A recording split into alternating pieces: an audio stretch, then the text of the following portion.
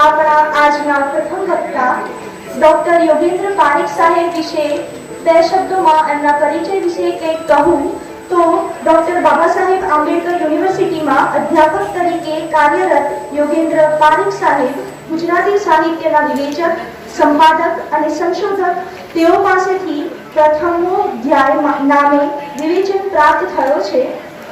તેઓએ અનેકવિધ જગ્યાએ શાશ્વત ગાંધી કથા કરી ગાંધીના જીવન મૂલ્યોને શબ્દયજ્ઞ દ્વારા પહોંચાડી છે।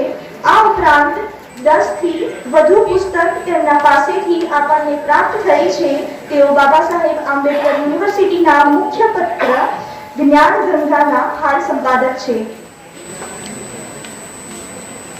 સરદાર પટેલ યુનિવર્સિટીના માનનીય કુલપતિ શ્રી જે હમણાં સુધી આપણી સાથે હતા અને સુંદર ઉદ્બોધન અને આવકાર આપ્યો, ગુજરાત સાહિત્ય અકાદમીના અધ્યક્ષ શ્રી ભાગ્યેશભાઈ, જેમણે એક માહોલ તૈયાર કર્યો, શ્રી ઓમપ્રકાશ નાગરજી,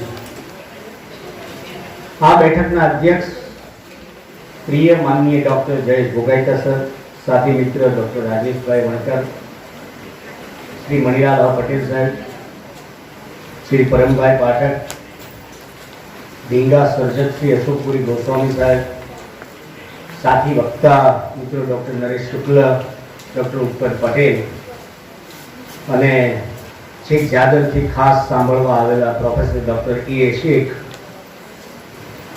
શ્રી રાજેશ્વરીબેન, જેમણે પૂરી નમ્રતાપૂર્વક આખા 2 દિવસના કાર્યભારને સંભાળ્યો છે, પ્રિયજન વિનેશભાઈ હમણાં કંઈક બહાર ગયા લાગે છે, તેઓ સાંભળે એવો થોડો મને લોભ છે એટલે બે નામ હું વધારે લઈને હજી સાહેબ લાંબુ કરું। પ્રિય ડૉક્ટર મોહમ્મદ ઠાકર, અહીં બીએડ કોલેજના અંગ્રેજીના અધ્યાપક, વાલા વિદ્યાર્થી મિત્રો,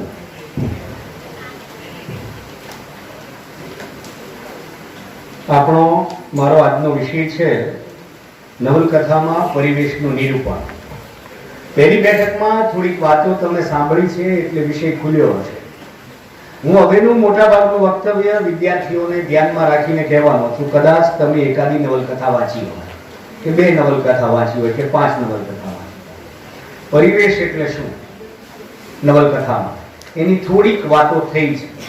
પરિવેશ એટલે કંઈ પહેરવેશ નથી કે પરિવેશ કે પહેરણ નથી કે ઉતારીને કીટીએ ટાંગી દઈ છે।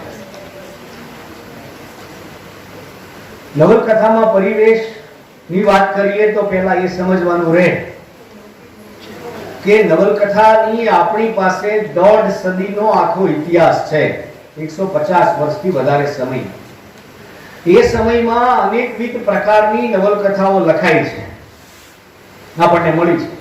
કરણ ઘેલોથી લઈને હમણાં છેક પ્રગટ થઈ ગઈકાલે એમ કહીએ કે સત્યભામા ત્યાં સુધી પૌરાણિક વિષય વસ્તુ આધારિત નવલકથા હોય, ઐતિહાસિક વિષય વસ્તુ આધારિત નવલકથા હોય કે ગોરધરામ જેવા સર્જક બાદ ભીડે 4 દળદાર ભાગમાં સંસ્કૃતિ ચિંતન પણ પ્રગટ કરવું હોય, એટલી મોટી નવલકથા આપે, એટલો મોટો પ્રસ્તાર, એટલો પ્રસાર કરે।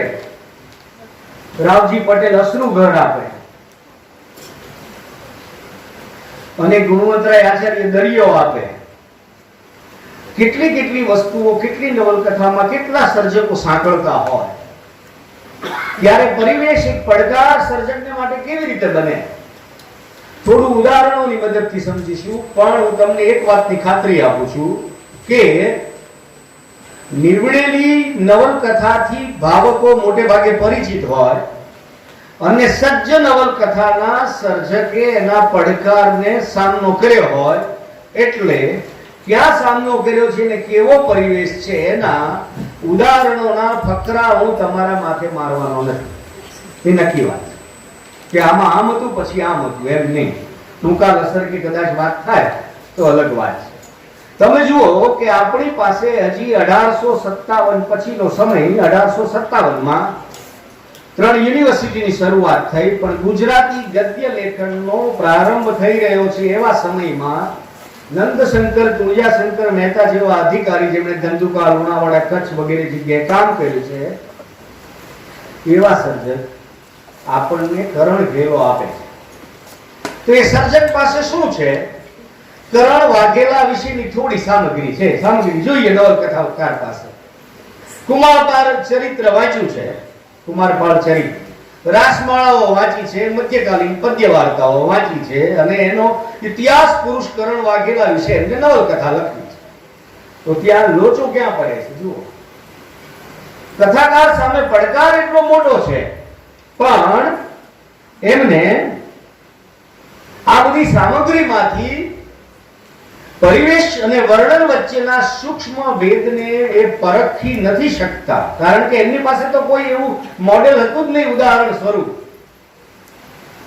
તો જવું ક્યાં? એટલે એમને જે આવડ્યું એ લખ્યું ને એમણે આપ્યું. અને એ વખતે કરણ ગેલો લોકપ્રિય નીવડી, કારણ કે વિકલ્પ જ દો પ્રજા પાસે વાંચનનો બીજો. તો શું થયું? કરણ ગેલો દળદાર થઈ ગઈ, લગભગ 515 પૃષ્ઠની નવલકથા થઈ.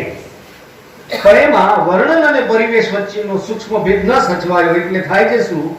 ખલનાયક માધવના વિવિધ પ્રવાસ છે એના વર્ણનો આવ્યા કરે. એવી રીતે આગનું વર્ણન આવે, કુતુબ મિનાર કે વેરુલની ગુફાના વર્ણન આવે. એટલે આ વર્ણનનો વિસ્તાર કથા પ્રવાહને અવરોધે છે. એક રસાળ કથા મળી શકી હોત, પરંતુ આપણે અહીંયા એની મર્યાદા એ દ્રષ્ટિએ નથી ચિંતતા કે ભાઈ આપણને વધારે ખબર પડે છે એમ. પણ કરણ ગેલો એ સમયની અને આપણી પ્રારંભિક નવલકથા છે, એના ઐતિહાસિક મૂલ્યને આપણે ભૂલતા. મિત્રો, હમણાં હવે એક ઉદાહરણ હું ઇતિહાસ કથાનું આપું. જય સોમનાથની વાત મણિલાલ પટેલ સાહેબે કરી, પણ મુનશી આપણા પ્રવાહી લેખન એક ઉમદા ઉદાહરણો એમને ઘણા એવા આપ્યા છે. પણ જય સોમનાથમાં સામંત અને સજ્જન જે રણનું વર્ણન આવે છે, એ મુનશીને રણનો અનુભવ નથી. એ રણનું કાવ્યગંધી વર્ણન એવું કદાચ વિનોદભાઈ અધવરીને પણ લાગ્યું હોય તો પણ એ રણમાં આપણને એવું લાગે છે કે સંઘર્ષનો અનુભવ એના નાયકને નથી થતો, ને એટલે વાચકને પણ નથી એ સંઘર્ષનો. ઘણી વાર તો એમ લાગે કે આ રણની પિકનિક પર નીકળ્યો છે કે શું પેલો સામંત. રણનું વર્ણન જય સોમનાથમાં નથી બરાબર. અને બીજું, એ પરિવેશ રણનો તમને જૈન ખત્રી જોવા મળે એવો મુનશીમાં ન મળે. એ 100% વાત છે, કારણ કે મુનશીએ રણ નથી જોયું એ વખતે. એટલે ઇતિહાસ કથામાં પરિવેશનું આલેખન કરવું હોય ત્યારે ઇતિહાસના સમયમાં સર્જક ન જીવ્યો હોય તો પણ એનો અભ્યાસ સઘન જોઈએ ને અભિગમ પણ સઘન જોઈએ. અભિગમ ને બધી લાંબી વાતો છે, કારણ કે બીજી ઘણી વાતો આપણે કરવાની છે. પણ જય સોમનાથમાં મુનશીજી યુદ્ધ બતાવે છે, એવી જગ્યાએ યુદ્ધ બતાવે છે કે સામસામા બે ગાડા પણ પસાર ના થઈ શકે એવી જગ્યામાં એમણે યુદ્ધ બતાવ્યું છે. ત્યાં પરિવેશ જોખમાય છે. એ સઘનતા આપણને મળતી નથી જેની મુનશી પાસે આપણને અપેક્ષા. પૌરાણિક વિષય વસ્તુ વાળી નવલકથાઓ જુઓ તો પણ એ પુરાણનો મહાકાવ્યનો સઘન અભ્યાસ સર્જકને કેવી રીતે છે, અને અભ્યાસ અને પછી પેલો અભિગમ, અભિવ્યક્તિ, નિરીક્ષણ, એનું એક દ્રાવણ કલામય મળવું જોઈએ. એ ક્યાં મળે છે? તો હમણાં જ હજી ઓગસ્ટ 2023માં સીતા નવલકથા પ્રગટ થઈ. સ્વાતિ શાહ, સંસ્કૃતના અધ્યાપિકા છે સ્વાતિભાઈ. પ્રથમ સ્ત્રી એક વચન, આમ આપણે બોલીએ છીએ પ્રથમ પુરુષ એક વચન, પણ પ્રથમ સ્ત્રી એક વચન સીતાનું છે. એટલે તો તમે જ્યારે સીતા નવલકથા વાંચો ત્યારે આ ભાઈ આપણા ડોક્ટર નરેશ શુક્લાએ પણ ગુજરાત મિત્રમાં સરસ એક લેખ કરેલો, સતત વાંચતા અધ્યાપક છે નરેશભાઈ. તો અયોધ્યા, મિથિલા, લંકા, પંચવટી, આ બધા અશોક વાટિકા, ગુરુ આશ્રમ, આ બધા પરિવેશમાં લેખિકા મૂકી આપે છે. લેખિકા તો આપણા જમાનાના છે, પણ એ અનુભવ કરાવે છે આ વસ્તુઓનો. સીતા પર નવલકથા લખે છે. જ્યારે બાહ્ય પરિવેશ જુઓ તમે, સર્જકને બાહ્ય પરિવેશ પણ અસર કરતો હોય છે. માહોલ, જ્યારે મંદિર નિર્માણના ભવ્ય માહોલ વચ્ચે પોતે પ્રતિષ્ઠિત થવાની ખેવનાને બાજુમાં રાખી સીતા વિશે નવલકથા લખે છે. નહીતર અત્યારે તો રામ વિશે લખવાની વધારે અનુકૂળતા હતી, કારકિર્દી લક્ષી. પણ એવી કારકિર્દી લક્ષી લપસણી ભોજ પર સર્જક ગયા નથી. એમણે સીતા પર નવલકથા લખી. એમનો અભિગમ નારીવાદી અભિગમ, સેજ પણ વાગ્યા વગર, અને રામભદ્ર શ્રી રામના ચરિત્રને સેજ પણ ગોબો પડવા દીધા વગર પૂરું ગૌરવ જાળવીને એમણે સીતા નવલકથા લખી છે. એટલે પરિવેશને સર્જી શક્યા. આ મેં તમને પૌરાણિક વિષય વસ્તુ વાળી નવલકથાની વાત કરી અને ઇતિહાસ કથાની હું વાત કરતા કરતા કહેતો કે ભાઈ મેં કહ્યું કે ઇતિહાસનો અનુભવ ન હોય સર્જક, સ્વાભાવિક છે. તો વિનેશભાઈની કાફલો નવલકથામાં જે આવે છે એક સ્વયં પર્યાપ્ત પ્રતિકાત્મક વિશ્વ આખું કેવી રીતે ઉપસાવે છે. એ કાફલાનો કોઈ અનુભવ સર્જકને ક્યાંથી હોય, પણ આપણી વચ્ચે સર્જક બેઠા છે એટલે બહુ ટૂંકમાં એની વાત કરીશ. સરસ્વતી ચંદ્રને પૂરા 100 વર્ષ થયા ત્યારે એક અપેક્ષા હતી કે એક સશક્ત નવલકથા આવે, ત્યારે કાફલો આવે. કાફલો શેની કથા છે?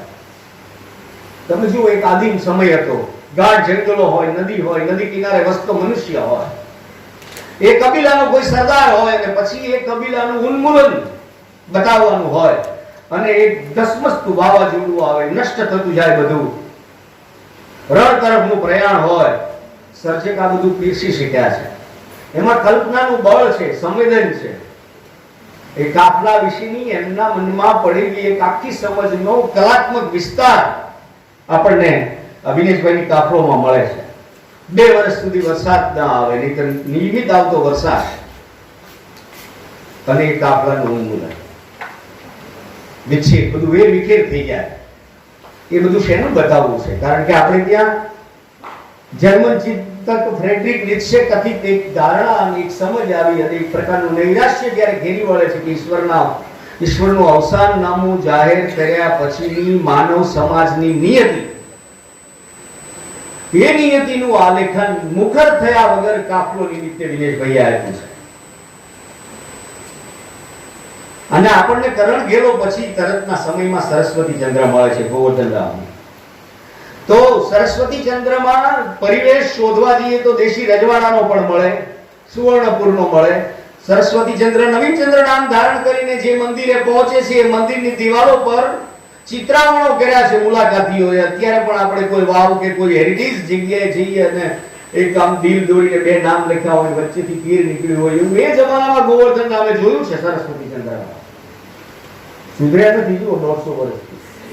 મંદિર ઉપર ચિત્રામણ, ફરવાની જગ્યાએ ચિત્રામણ, 2 નામ લખવા, બેન્ચ ઉપર એબીસીડી નો કોઈ એક અક્ષર કોતરવો. તો ગોવર્ધન રામ જે પરિવેશ રચે છે એ કયો છે? શું કામ એ પરિવેશ આવે છે? કેવી રીતે સર્જકે એ પડકાર ઝીલ્યો છે? કલ્પના કરો, 1855 માં જન્મેલા ગોવર્ધન રામ માત્ર 32 વર્ષની ઉંમરે પહેલો ભાગ આપે, ત્યારે માત્ર 32 વર્ષના છે. અને 47મા વર્ષે 4 ભાગ સમાપ્ત કરે છે. 52 વર્ષનું આયુષ્ય છે. અને અત્યારે 52 વર્ષે એ જ ગુજરાતમાં છોકરાઓ MA PhD થયા પછી API સ્કોરના કાગળિયાની ઝેરોક્સ કઢાવે છે. 11 મહિનાનો કોન્ટ્રાક્ટ રિન્યુ થાય એના માટે.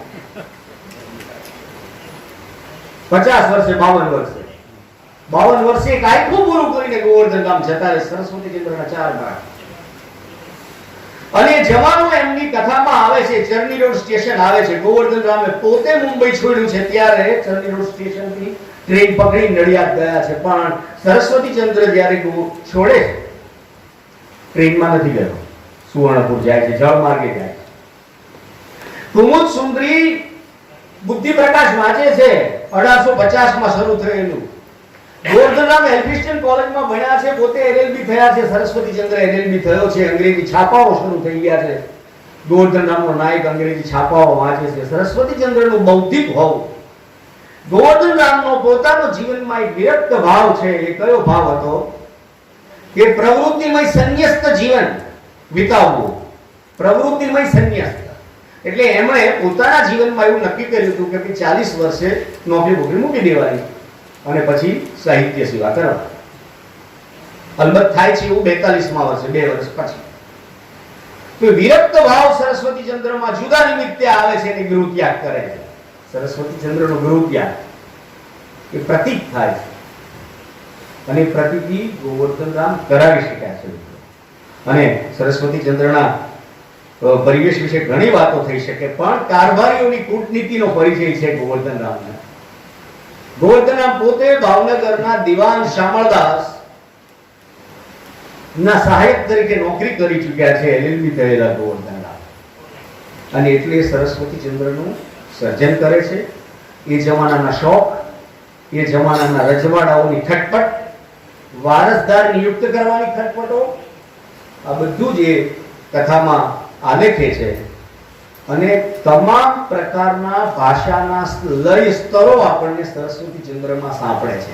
પંડિત યુગની પાંડિત્યપૂર્ણ ભાષા અને થોડા ગ્રામ્ય પાત્રોનું વર્ણન કરતી વખતે પેલી ગ્રામ્ય ભાષાના અનેક સ્તરો એ વસ્તુ પાસે આપણને લઈ જાય છે કે તમને જનાંતિકેનું ગદ્ય કે અશોકપુરી ગોસ્વામીની કુવોનું ગદ્ય પણ તમને સરસ્વતી ચંદ્રમાં મૂળ મળે. એટલે અતિશયોક્તિપૂર્ણ વિધાન કરવું હોય તો એમ થાય કે ગુજરાતી ગદ્ય સરસ્વતી ચંદ્રથી એક ડગલું આગળ વધ્યું નથી. પણ એમાં થોડી અતિશયોક્તિ, પણ એ જુદા એક આખા વ્યાખ્યાનનો વિષય છે એટલે બીજા નમૂનાઓ વાંચવા પડે, એમાં અત્યારે નથી જતો. પરિવેશ બરથી પરનો વરખ નથી તમે ઉતારી શકો. નવલકથાના આંતરસત્વ માટે પરિવેશ અનિવાર્ય છે, પણ સઘન રીતે જ્યારે પરિવેશ અનુભવાય ત્યારે નવલકથાને એક સાવયવ રૂપ મળે છે. એટલે નવલકથા પોતે એક સ્વયં પર્યાપ્ત પરિવેશ છે. પરિવેશને અલગ નહીં કરી શકો તમે. અને માત્ર પરિવેશ નવલકથા નથી. ધ્રુવ ભટ્ટે પોતે ઈમાનદારીથી કહ્યું કે ભાઈ મારું આ લખાણ છે. સાહિત્યના અધિકારીઓએ પ્રબોધેલા પ્રકારો મુજબનું આ કંઈ મેં ધાર્યું નથી લખવા. તો પણ એમણે બે ચોપડી આપી. સમુદ્રાંતિકે બીજી પણ આપી છે, પણ બેની વાત કરું. સમુદ્રાંતિકે અને અકુપા. સમુદ્રાંતિકેમાં શું થયું કે એક સંસ્થાએ પ્રવાસ ગ્રંથ તરીકે એમને એવોર્ડ આપ્યો અને બીજી સંસ્થાએ ગ્રામ્ય પરિવેશની નવલકથા એમ કરીને એવોર્ડ આપ્યો. ધ્રુવ ભટ્ટને ખબર નહોતી કે આ નવલકથા છે કે પ્રવાસ ગ્રંથ છે. વિવેચકોએ માથું પછાડી નિર્ણય કર્યો. મને એમ કહેવાનું મન થાય કે સુમનભાઈનો એક પ્રવાસ ગ્રંથ છે, સલામ અમેરિકા ઉર્ફે મારી વિદ્યા યાત્રા. એમણે ઉર્ફે મારી વિદ્યા યાત્રા વાળો ઉત્તર ભાગ જો શીર્ષકમાં ન રાખ્યો હોત તો સલામ અમેરિકાને એક ભ્રમણશીલ શિક્ષણવિદની ઉત્તમ નવલકથા તરીકે એવોર્ડ મળી ગયો. પણ એમણે ચોખવટ કરી દીધી કે મારી વિદ્યા યાત્રા એટલે પ્રવાસ ગ્રંથ તરીકેનો સિક્કો વાગી ગયો. એટલે વિવેચકો કે નિર્ણાયકો માટે કોઈ ભ્રમ રહ્યો નહીં. એટલે પછી એવોર્ડ ના મળ્યો. અને ધ્રુવ ભટ્ટની સર્ગશક્તિ વિશે કોઈ શંકા નથી, સંવેદનશીલતા વિશે કોઈ શંકા નથી, નિરીક્ષણ અભિવ્યક્તિ અદ્ભુત છે. પણ અકુપાર અને અકુપારમાં ગીર છે, સમુદ્રાંતિકેમાં દરિયો છે. દલપત ભટિયારની એક પંક્તિ છે, યાત્રા અઘરી નથી, જીવન થકવી નાખે થેલો. આમાં યાત્રા પણ છે, થેલો થાકતો પણ નથી. પણ પરિવેશને બાદ કર્યા પછી નવલકથા તરીકે આપણે જે ઘાટ જોઈએ છીએ એ મળે છે એ વિચારવા જેવું છે. સર્જકે પોતે ના પાડી છે. આપણા જાણીતા સર્જક દર્શક જેરતો પિતાજી જાણી વિશે ઘણી વાત કહી શકે.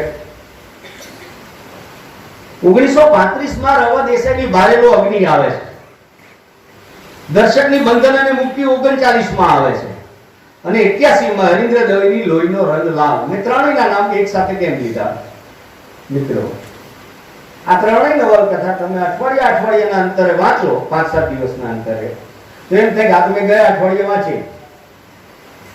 ત્રણેય નવલકથામાં 1857 છે. 1857 એટલે વિદ્યાર્થીઓને ખબર હશે ક્રાંતિ થયેલી. તો ત્યાં નવોન્મેષ, ઇતિહાસ, ઘટના, પરિવેશનું પ્રાગટ્ય, સર્જનાત્મક કળામય વાતાવરણ, એની આપણી અપેક્ષા અધૂરી રહે છે મિત્રો.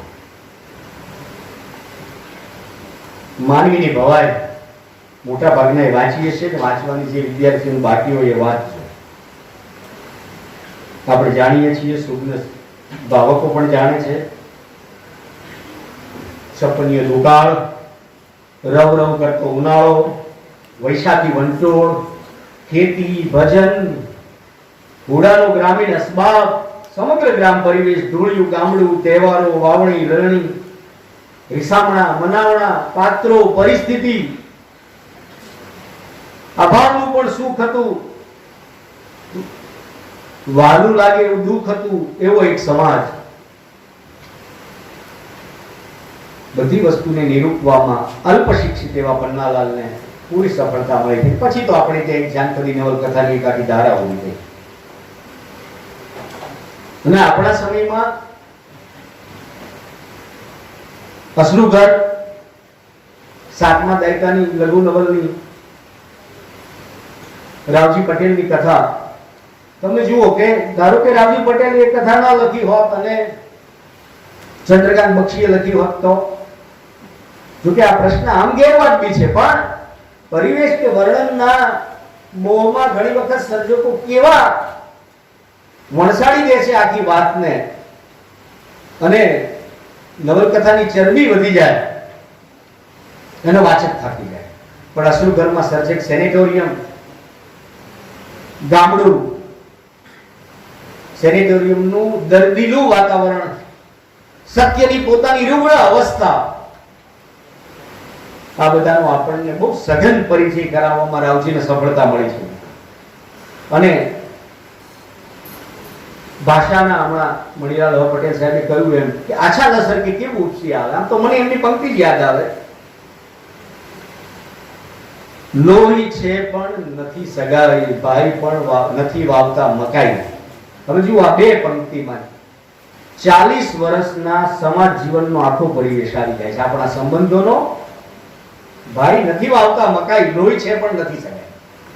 આ કવિતાની પંક્તિ છે. તો અહીંયા સત્યની આંખો એની ઘઉંવર્ણી તંદુરસ્તીને સૂંઘવા લાગી. નાયિકા સંદર્ભે રાવજી સત્યનું કથન કહે છે. જે વાકુપારમાં આપણને ગીર દેખાય છે એ પ્રદેશ સૌરાષ્ટ્રની રસધારમાં જે મેઘાણી આપ્યો છે આપણને સોરઠ તારા વહેતા પાણીમાં દેખાય છે. કાઠિયાવાડની ધીંગી પ્રજાનો અનુભવ છે આ. વટ, વચન, વેર, મારધાડ, નાની એવી વાતનો મોટો ઝઘડો, કાઠિયાવાડી લોકનું ખમીર, દેશી રજવાડા, અમલદારોનું માનસ, રૂખડ બ્રાહ્મણ પોલીસ અમલદાર, ઈડરથી આવેલો પોલીસ અમલદાર કાઠિયાવાડમાં પેલા પસાઈતાને ધમકાવે છે. સુરેન્દ્રદેવ, દેવલબા, જુલેખા, આ બધા પાત્રો સોરઠ તારા વહેતા પાણીમાં પ્રત્યક્ષ કરાવે છે સર્જા. અલબત્ત પાત્રોનો વિકાસ થયો છે અને જે પ્રમાણે કથા વહે છે એ સહ્ય બને છે. પણ કોઈ એક જ કથા પર ફોકસ કરવાનું લેખકનું એમાં કોઈ આશય નથી અને જુદી જુદી કથા પ્રસંગો અને ઘટના ચક્ર પણ સારી રીતે સર્જક નિરૂપી શક્યા છે. આપણી પરંપરાની કેટલીક નીવડેલી નવલકથાઓની હું વાત કરીશ. ચુનીલાલ મડિયાની લીલુડી ધરતીમાં આમ તમે સોરઠ તારા વહેતા પાણીની અનુગામી નવલકથા તરીકે એને જોઈ શકો. આદા પટેલ અને સંતુ, સંતુનું પાત્ર છે જેના જીવનમાં નર્યો સંઘર્ષ છે, ગ્રામ સમાજનું ચિત્રણ છે. ચુનીલાલ મડિયા આપણે એક બહુ વિરલ સર્જક અને એમણે જો સદરા જેસનનો સાળો, હવે ક્યાંય ચર્ચામાં બહુ આવતી નથી આ કથાઓ, અને સદરાના સાળાનો સાળો, બે નવલકથા. સદરા જેસનનો સાળો એમાં કયો પરિવેશ ઉભો કર્યો છે? પ્રકૃતિ વર્ણન છે? ના. ધોધ પરથી પાણી પડે છે એ બતાવ્યું છે? ના. રાજકીય કટાક્ષની અદ્ભુત નવલકથાઓ છે આપણને અને એ કેટલી વહેલી એમણે આપી દીધી. 1968 માં તો એમનું અવસાન છે. 62 અને 68, 1962 માં છે સદરા જેસનનો સાળો અને 1968 માં સદરાના સાળાનો સાળો. એક આપણને કંઈક જુદા પ્રકારના લાગી એવા શીર્ષક નવી પેઢી. તો તમે તારક મહેતા જોવા ટેવાયેલા હોય, શાળા પર નવલકથા લખી એવું નથી જેઠાલાલ, પણ અહીંયા એક જુદા પાત્ર. તો એને કહેવું છે, કટાક્ષ કરવો છે એ સ્વાતંત્ર્યોત્તર ભારતીય રાજકારણની પદ્ધતિ પરનો કટાક્ષ એ પૂરા પરિવેશ સમેત ઉપસી આવે છે. એટલે સુરેશ જોશીએ જ્યારે નવલકથાના નાભિશ્વાસની વાત કરી ત્યારે ચુનીલાલ મડિયાએ વિરોધ કર્યો. નવલકથાનો નાભિશ્વાસ ચાલે છે એમ કહેવા પાછળ નવલકથા સ્વરૂપમાં રહેલી અમાપ શક્યતાઓ દર્શાવવાનો વિવેચક સુરેશ જોશીનો અભિગમ હોય. પ્રામાણિક પુરુષાર્થ હોય, વિદ્યા પુરુષ હતા, સકળ વિદ્યા પુરુષ, વિશ્વ સાહિત્યના અભ્યાસી, પણ સરવાળે પોતે એક ઉમદા વિવેચક, સર્જક તરીકે તો મુસદ્દો આપીને અટકી ગયા. એમણે મરણોત્તર નિમિત્તે મુસદ્દો જ આપ્યો છે. ગુજરાતી નવલકથાના ઇતિહાસમાં ટટ્ટાર ઊભી રહી શકે એવી નવલકથા એમણે નથી આપી. નામ મોટું એટલે તમારે મરણોત્તર અને ચિહ્નપત્ર એમ બોલવું પડે, પણ એ એમની પોતાની અપેક્ષામાં ઉતરે એવી સજ્જ નવલકથાઓ નથી.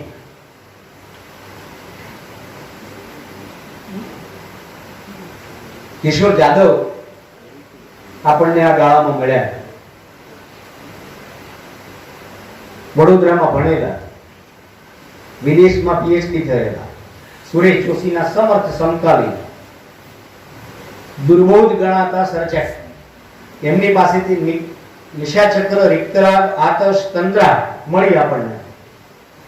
તો નિશાચક્રમાં પ્રેમ અને પશુતા છે, રિક્તરાગમાં પ્રેમ અને રિક્તતા છે. આ બંને વસ્તુનું નિરૂપણ કોઈ બગીચામાં નથી કર્યું. ઉત્તર પૂર્વ ભારતના પહાડી પ્રદેશના પાત્રો છે. નામ વગરનો નાયક છે. સ્વપ્ન વાસ્તવ છે, ડ્રીમ રિયાલિટી છે, અને સ્વપ્ન દ્રશ્યોની ભરમાર છે, પ્રતીક અને કલ્પન. ભાષાનો પૂરેપૂરો ક્યાસ એમણે કાઢ્યો છે. પરંતુ આ પ્રકારનું નિરૂપણ અને આ પ્રકારનો પરિવેશ ગુજરાતી સરેરાશ ભાવકને માટે પહેલીવાર છે, એટલે ભાવકો એને પ્રમાણી શક્યા નથી. પરંતુ એમના શીર્ષકોનો હું ખાલી ઉલ્લેખ કરું છું, ફકરાઓ નથી વાંચવાનો. ખાણનું રૂપેરી પંખી, ચાંદની ઘેર્યો સિંહ, પહાડ ટોચે પશુના પડછંદા, ખીણના વિરામ જળ. આ કિશોર જાદવ ઉત્તર પૂર્વ ભારત નો પરિવેશ,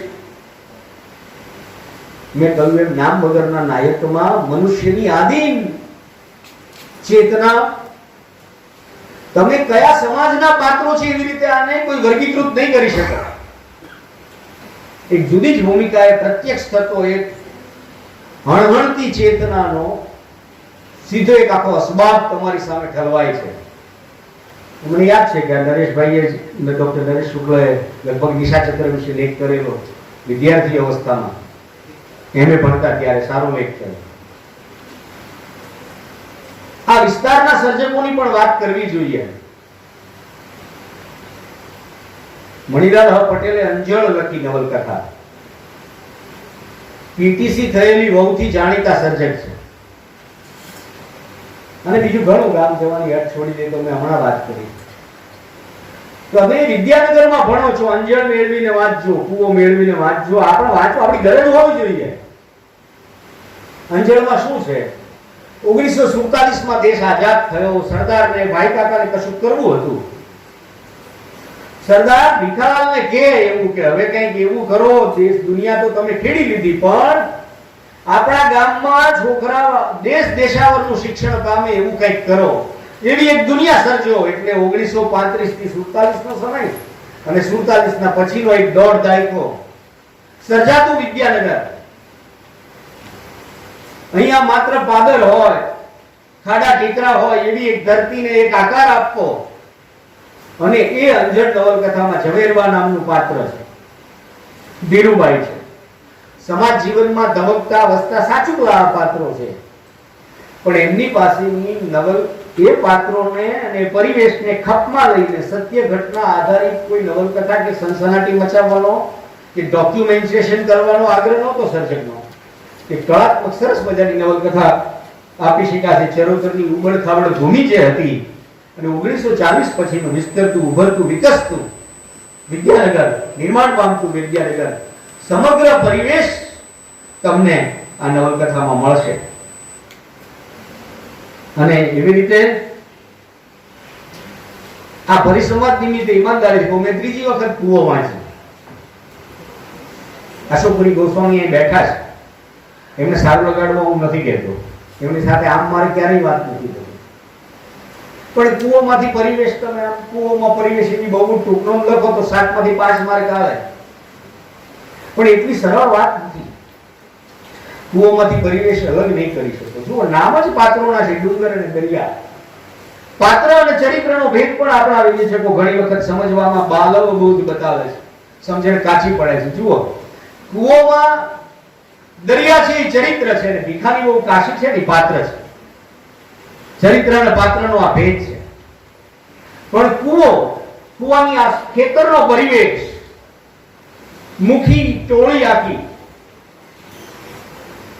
દરિયાના પરિવારને રંજાડતી મુખી ટોળી, એના ખેતરને છિન્ન ભિન્ન કરી નાખતો મુખીનો માણસ વસતો, ડુંગરનો દીકરો જેને બારિસ્ટર થવું છે, બારિસ્ટર બનાવવો છે દરિયાને, અને પછી વાડીમાં રહેલો અભાગીયો કંકાસનો કૂવો, જે કૂવામાંથી પાણી વેચવાનો મૂળ ઝઘડો અને દસ્તાવેજની વાતોમાં નથી જતા, પણ એ કાયમના કંકાસને પૂરવા માટે એક સ્ત્રી ગાંડા થઈ ગયેલા પોતાના પતિને સાચવતી, ઘર સંસારને સાચવતી દરિયા એ કૂવો પૂરી દે છે, નવો કૂવો ખોદે છે, એની જ માટીથી જૂનો કૂવો પૂરી દે છે.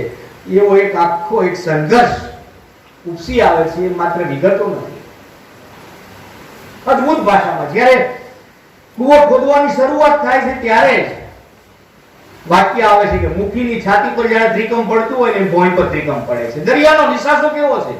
ભોંયમાં ખાડો પડી જાય એવો નિશાસો. આ બધી વસ્તુથી આપણે વિમુખ થતા જઈએ છીએ. કૂવાથી તો વિમુખ થયા જ છીએ, પણ કૂવો કે ખેતર, એની અંદર કામ કરતા માણસો, એના જીવનની આપદાઓ, એ ગામનો મુખી હોય એ રંજાડનારો હોય, અને દરેક ગામના મુખીનું એ પરમ કર્તવ્ય હોય. એ તો વળામણામાં જુઓ તો જુદી રીતે મળે, પન્નાલાલમાં એ બધું જ એટલી સરસ રીતે ઉપસી આવે કે આપણે એમ થાય એક ફિલ્મ જોતા હોઈએ એવું આપણને લાગે. એને માત્ર આપણે રૂપવાદી વિવેચનથી નહીં તપાસી શકીએ. એમ તપાસમાં જઈશું તો માર ખાઈશું, તો આપણને ના વિશ્વાસ જ હાથમાં આવશે. પણ તમે જન્મટીપની ચંદા કરતા મને કૂવાની દરિયા ગમે છે આ પરિવેશના કારણે એ વધારે બળકટ નારી તરીકે ઉપસી આવે. તમે ઈશ્વર પેટીકરની જન્મટીપ પણ વાંચજો, પણ દરેક બંને સર્જકનો સમય જુદો છે, પરિમાણ જુદા છે, પરંતુ જે પરિવેશમાં ઉપસી આવે છે, પાત્રનું નામકરણ જ સીધો પરિવેશમાં પ્રવેશ કરાવે છે. જૈન ગાંડી કે સત્ય આપી આ વિભાગના અધ્યક્ષ રહી ચૂકેલા. ગાંધીજીના જીવન પર આધારિત નવલકથા. હવે ગાંધીજીની વાત હોય કે રામની વાત હોય, જગત જાણીતી વાત હોય, મારી વાત હવે હું ટૂંકમાં પૂરી કરીશ. આ જગત જાણીતી વાત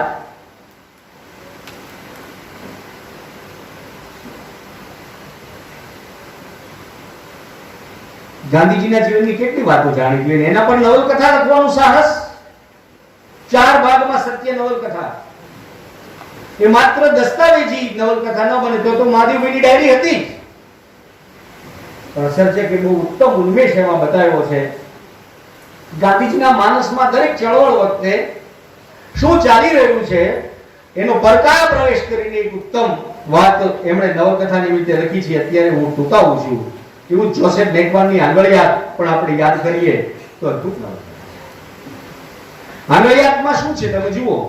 આમ બોલો દલિત કથાકાર એમ કરીને આપણે સાઈડમાં કાઢી લઈએ, સાધારણ વાચક જો હોય કોઈ તો, પણ એવું નથી. 1950 થી 70 સુધીનો એક સમય હતો. ગુજરાતમાં મિલ ઉદ્યોગ ધમધમતો હતો. એ સમયમાં સાળ ઉદ્યોગ ભાંગી પડ્યો અને દલિતોની મજૂરી કરવી પડી, વેઠ કરવી પડી. એ સમયમાં ટીહા જેવો કોઈ પરાક્રમી પાત્ર ઉપસાવવો અને સરસ રીતે આંગળિયાત એ રીતે સર્જકે લખી છે. એટલે તમે સમય મળે તો આ વાંચજો. એટલે થોડી નવલકથાઓના નામ કયા મિત્રો, પરિવેશના પડકારો કેટલા આવે હું તમને ખાનગી વાત કરું છું. હું અત્યારે નવલકથા લખી રહ્યો છું. શિક્ષણની સમસ્યાઓ પર આધારિત છે. શિક્ષણના એક સામયિકનો હું સંપાદક હતો. અભિદૃષ્ટિ જાણીતું સામયિકનો સહસંપાદક. ખાનગીકરણનો એક દોર જોયો, નિરીક્ષકમાં લખ્યું નિમણૂકોના પ્રશ્નો, કરાર આધારિત કર્મચારીઓના પ્રશ્નો, સત્તા સ્થાને બેઠેલ આચાર્ય શ્રીના અનુભવો. તો મારી નવલકથાનું નામ છે મિલી ભગત. મિલી પ્રિન્સિપાલ છે, ભગત ટ્રસ્ટી છે. તો તકલીફ ક્યાં છે પરિવેશ ઉભો કરવામાં વિનેશભાઈ? આ મિલી ભગતમાં. અને મિલી ભગત સર્વથા છે, સાર્થક, શાશ્વત. દર્શનાવી પણ ઓળખે છે. તો હા, એમ મિલી ભગતમાં મારે પેલા યુજીસી ના નિયમ મુજબની કોલેજમાં વિદ્યાર્થીઓને મેદાનમાં રમતા બતાવવા છે. નથી બતાવી શકતો કારણ કે શોપિંગ સેન્ટરમાં કોલેજ છે. એટલે હું ધાબે મોકલું છું. તો ધાબે સિન્ટેક્સની ટાંકી છે, સોલારની પેનલ છે, ક્યાં જાય રમવા? મિલી ભગતમાં આવશે, પણ પરિવેશ સર્જવાની મુશ્કેલીઓ છે મિત્રો. પરિવર્તન સંસારનો નિયમ છે, પણ હવે તો ડાયરામાં તે કલાકારો એવું બોલતા નથી. ભલે સોરઠ તારા વહેતા પાણી લખી, ભલે લીલુડી ધરતી લખી, પણ હવે ડાયરાના કલાકારો એવું બોલતા નથી. ક્યારેક ભૂલો પડ ભગવાન કાઠિયાવાડમાં ભૂલી ગયા, સમજો નથી બોલતા. શાંતિથી યુટ્યુબ પર જોજો, નહીં મળે. કેમ? કારણ કે ભગવાનને બાલાજીની વેફર ભાવતી નથી. બાહ્ય પરિવેશમાં વેફર આવી ગઈ, કુરમુરે આવી ગયું. તો કાઠિયાવાડમાં જાઓ કે ગમે ત્યાં જાઓ, દરેક જગ્યાએ, રાજકોટમાં જાઓ કે ચરોતરના કોઈ ગામડામાં, ઓપો સર્કલ છે, વિવો સર્કલ છે, પરિવેશ બધી જગ્યાએ સરખો છે. ગામડાનો માણસ હવે જુદો નથી. ગામડું શહેરમાં, શહેર ગામડામાં પહેલા ટીવી ના માધ્યમથી, હવે યુટ્યુબ ના માધ્યમથી ઠલવાઈ ગયું છે.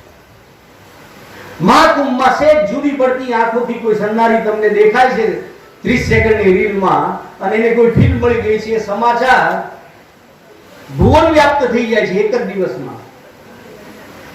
એટલે સર્જક કયા પરિવેશને આકાર આપે, કયા પરિવેશને મૂકે? આજનો પન્નાલાલ પટેલ કે આજનો વિનેશભાઈ અંતાણી જો હવે પ્રિયજન લખવા જશે તો ચારુ અને નીકે 30 વર્ષે મળશે. કારણ કે બંને વોટ્સએપમાં છે, બંને વિડિયો કોલિંગ કરે. તું ક્યાં છો? હું ઉમા જોડે છું, હમણાં શાંતિ રાખ. આવું થાય. કાનજી અને જીવી મળેલા જીવમાં જે રીતે મળે છે તમને હવે મળવાના છે. કાનજી જીવી મેળામાં મળે છે, તમે મોલમાં મળો છો, વાતમાં ઠેકાણા નથી. હવે કેસરિયાળો સાફો ઘરનું ફળિયું લઈને નથી જતો. ઘરનું ફળિયું તો એમના તમને પૂછ્યા વગર પહેલા જ જતું હોય છે. હવે પાણીમાં ગાંઠ પડતી નથી મિત્રો. ગુજરાતી કવિતામાં પહેલા પાણીમાં ગાંઠ પડતી હતી. કાનજીની જીવી ગ્રુપમાંથી એક્ઝિટ થઈ જશે, પર્સનલમાં ચેટ કરશે, એ બીજા મેળા સુધી રાહ નહીં જોવે. રિવરફ્રન્ટ પર જે લોકો મળે છે અને બાઇક લઈને પેલો મોડો આવે, જે વહેલો પહોંચી જાય એની જોડે નીકળી જાય છે, એની કથા કોણ લે?